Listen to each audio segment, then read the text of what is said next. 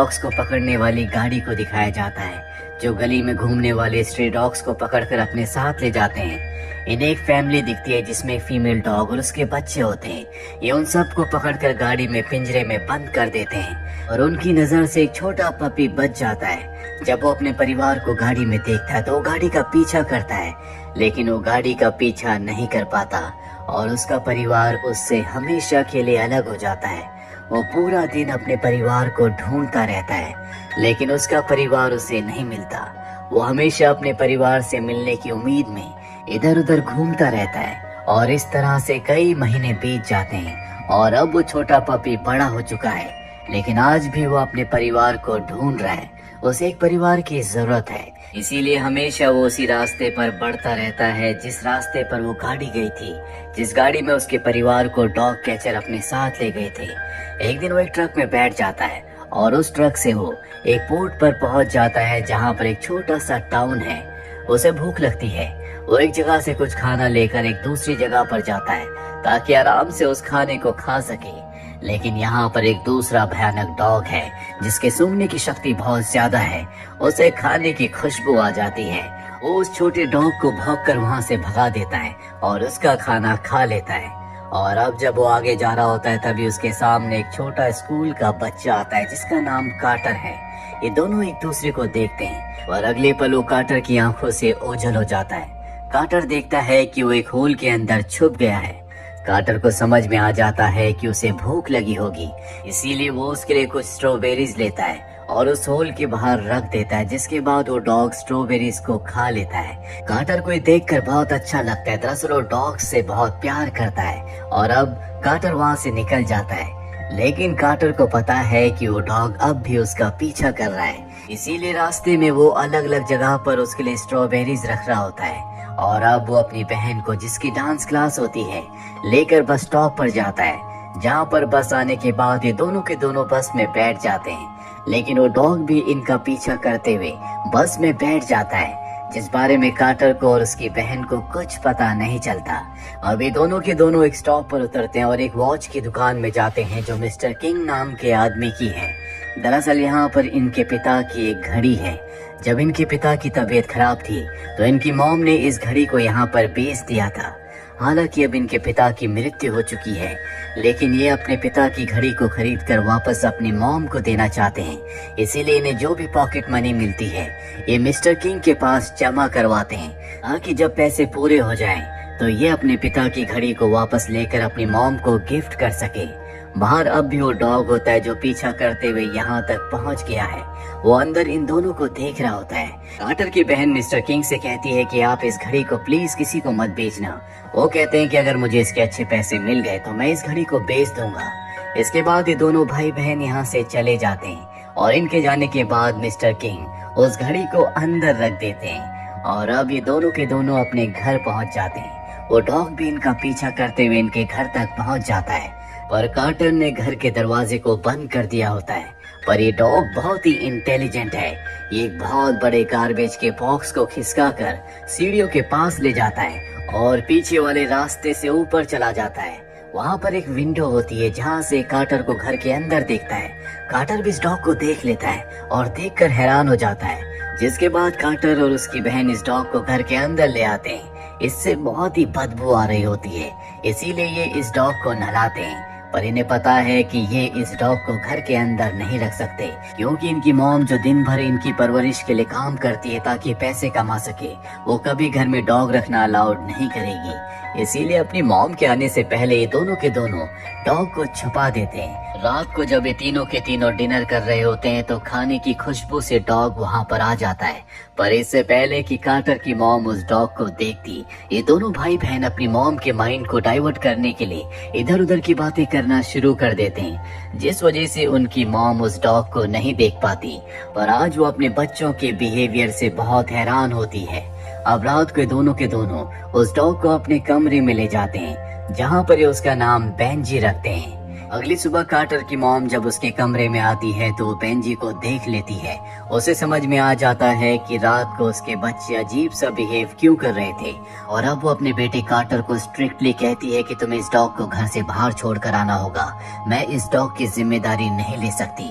दरअसल वो दिन भर जॉब करती है, पूरे घर के खर्च को उसी को संभालना होता है और अब वो घर के खर्चों को और बढ़ा नहीं सकती। कार्टर बेंजी को लेकर बाहर जाता है जहाँ पर बारिश हो रही होती है और उसी बारिश में वो बेंजी को वहाँ पर छोड़कर घर वापस आ जाता है। ऐसा करते हुए कार्टर बहुत ज्यादा इमोशनल होता है, साथ ही बेंजी भी। दरअसल बेंजी को एक परिवार मिल चुका है, वो परिवार जिसकी उसे हमेशा से तलाश थी। इसीलिए अगले दिन वो कार्टर के स्कूल के बाहर जाता है। उसके मुंह में एक स्ट्रॉबेरी भी होती है, लेकिन कार्टर अपनी बहन के साथ आज पहले स्कूल से निकल चुका है। दरअसल वो मिस्टर किंग की शॉप में जाता है। अपनी मॉम से वो नाराज है, इसीलिए अब वो अपने डैड की घड़ी को वापस नहीं लेना चाहता, बल्कि वो उनसे वो पैसे वापस लेना चाहता है जो अब तक उसने मिस्टर किंग के पास जमा करवाए हैं। और जब ये दोनों के दोनों शॉप के अंदर जाते हैं तो मिस्टर किंग कहते हैं कि तुम यहाँ से चले जाओ। आज उनका बिहेवियर बहुत ही अलग होता है, हमेशा वो इन दोनों से प्यार से बातें किया करते थे। दरअसल दो चोर उनकी शॉप के अंदर होते हैं जो उनकी शॉप को लूटने के लिए आए हैं और अब वो चोर सामने आ जाते हैं जो मिस्टर किंग को एक कमरे में चेयर के साथ बांध देते हैं। साथ ही वो फ्रैंकी को यानी कि कार्टर की बहन को पकड़ लेते हैं। वो उससे छूटने की कोशिश करती है और इसी दौरान उसका नकाब हट जाता है जिससे दोनों के दोनों उसके चेहरे को देख लेते हैं। और अब इन दोनों चोरों को डर है कि ये बच्चे पुलिस को इन दोनों के बारे में बता सकते हैं, इसीलिए सामान के साथ ये दोनों बच्चों को अपने साथ गाड़ी में ले जाते हैं। लेकिन तभी वहाँ पर बेंजी आ जाता है जो कार्टर की आवाज को सुन लेता है। वो गाड़ी का पीछा करता है जो कार्टर और उसकी बहन देख लेते हैं, लेकिन जल्दी गाड़ी उससे बहुत दूर निकल जाती है। और अब कार्टर देखता है कि गाड़ी में स्ट्रॉबेरीज हैं, इसीलिए वो रास्ते में स्ट्रॉबेरीज को फेंकना शुरू कर देता है। एक स्ट्रॉबेरी बेंजी को मिल जाती है और अब वो उसी रास्ते में लगातार आगे बढ़ता चला जाता है जहाँ उसे कई सारी स्ट्रॉबेरीज मिलती है और फाइनली वो उस जगह पहुंच जाता है जहाँ पर उन दोनों लुटेरों ने कार्टर और उसकी बहन को बंदी बनाकर रखा है। बेंजी खिड़की से देखता है जहाँ पर एक लुटेरा इन दोनों बच्चों के ऊपर ठंड की वजह से एक ब्लैंकेट को डाल देता है और तभी इन लुटेरों का एक डॉग भी यहाँ पर होता है जो बेंजी का पीछा करता है। बेंजी अपनी जान बचाने के लिए भागता है और बड़ी चालाकी से उस डॉग को एक पाइप में फंसा कर वहाँ से निकल जाता है। और अब डॉग की आवाज सुनकर एक लुटेरा बाहर आ जाता है जो बेंजी को देख लेता है। वो बेंजी का पीछा करता है। बेंजी एक पुराने खंडरनुमा घर के अंदर चला जाता है और पीछे के एक छोटे से रास्ते से बाहर निकल जाता है। लुटेरा भी उसके पीछे जाता है और जब वो घर के अंदर होता है तो बेंजी एक लकड़ी का सामान गिराकर दरवाजे को बाहर से बंद कर देता है, यानी कि एक लुटेरा घर के अंदर फंस चुका है। और अब जो उसका साथी होता है वो भी बेंजी को देख लेता है। वो बेंजी का पीछा करते हुए बस के अंदर चला जाता है। बेंजी बड़ी चालाकी से बस से कूदकर उस जगह आ जाता है जहाँ पर कार्टर और उसकी बहन है। वो उनकी रस्सियों को खोलने की कोशिश करता है पर तब तक लुटेरा अपने डॉग के साथ वहाँ पर आ जाता है। कार्टर कहता है कि तुम यहाँ से भाग जाओ। बेंजी अपनी जान बचाकर वहाँ से भाग जाता है और सीधा भागते हुए वो टाउन में मिस्टर किंग की शॉप पर आता है जहाँ पर डिटेक्टिव और पुलिस होती है। यहाँ पर कार्टर की मॉम भी आ जाती है जो अपने बच्चों को लेकर बहुत परेशान है। वो मिस्टर किंग से पूछती है कि मेरे बच्चे यहाँ पर क्यों आए थे और अब मिस्टर किंग उन्हें बताते हैं कि वो बच्चे अपनी पूरी पॉकेट मनी मेरे पास जमा करवाते थे ताकि उनके पिता की जो घड़ी मेरे पास है वो उसे मुझसे खरीद कर तुम्हें गिफ्ट कर सके। हालांकि मैं उनसे पैसे जरूर लेता था लेकिन मैं उन्हें घड़ी नहीं देना चाहता था क्योंकि मैं चाहता था कि वो हर रोज मेरे पास आए। उन्हें देखना मुझे बहुत अच्छा लगता था। वो तुम्हारी बहुत केयर करते हैं, वो बच्चे बहुत ही प्यारे हैं। कार्टर की मॉम ये सब सुनकर बहुत इमोशनल हो जाती है और तभी बेंजी पुलिस वाले के हाथ से लुटेरे का मास्क लेकर भागना शुरू कर देता है। कार्टर की मॉम कहती है कि हमें इसका पीछा करना चाहिए, शायद ये हमें कहीं ले जाना चाहता है। और अब सब के सब उसका पीछा करते हैं। बेंजी उसी घर में पहुंच जाता है जहां पर कार्टर और उसकी बहन को बंदी बनाकर रखा गया है। लेकिन जब ये सब के सब अंदर जाते हैं तो वहां पर कोई नहीं होता। तो देखकर कार्टर की मॉम को बहुत गुस्सा आता और बेंजी को बहुत डांटती है। ये सब के सब यहाँ से अपने घर वापस आ जाते हैं। अगली सुबह एक बार फिर से बेंजी कार्टर के घर की विंडो के पास जाता है। वो देखता है कि कार्टर और उसकी बहन घर पर नहीं है।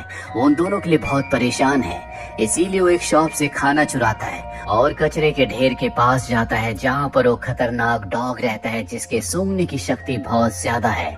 डॉग उसके खाने को सूंघ लेता है, लेकिन बेंजी वहाँ से भागना शुरू कर देता है। वो डॉग भी उसका पीछा करता है। बेंजी भागते भागते उसी जगह पर आ जाता है जहाँ पर कार्टर को और उसकी बहन को बंदी बनाकर रखा गया था। वो उस कचरे वाले डॉग को खाना दे देता है। इन दोनों की दोस्ती हो जाती है। दरअसल बेंजी ने जानबूझकर ये किया था और अब बेंजी उस ब्लैंकेट को उस डॉग के पास लाता है जो लुटेरों ने कार्टर और उसकी बहन के ऊपर रखा था। दरअसल उनके शरीर की खुशबू इस ब्लैंकेट के ऊपर है। उस डॉग के सूंघने की शक्ति बहुत ज्यादा है। वो उस ब्लैंकेट को सूंघता और घर के अंदर जाता है जहाँ पर उसे पता चल जाता है कि नीचे एक तहखाना है। बेंजी बड़ी चालाकी से उसके ढक्कन को खोलता है। ये दोनों के दोनों अंदर चले जाते हैं। वहीं डिटेक्टिव को उस गाड़ी का फोटो मिलता है जिसके अंदर वो दोनों लुटेरे कार्टर और उसकी बहन को अपने साथ ले गए थे। इन्हें पता चलता है कि गाड़ी उसी खंडर उसी घर की तरफ गई थी जहाँ पर एक दिन पहले बेंजी ने ले गया था।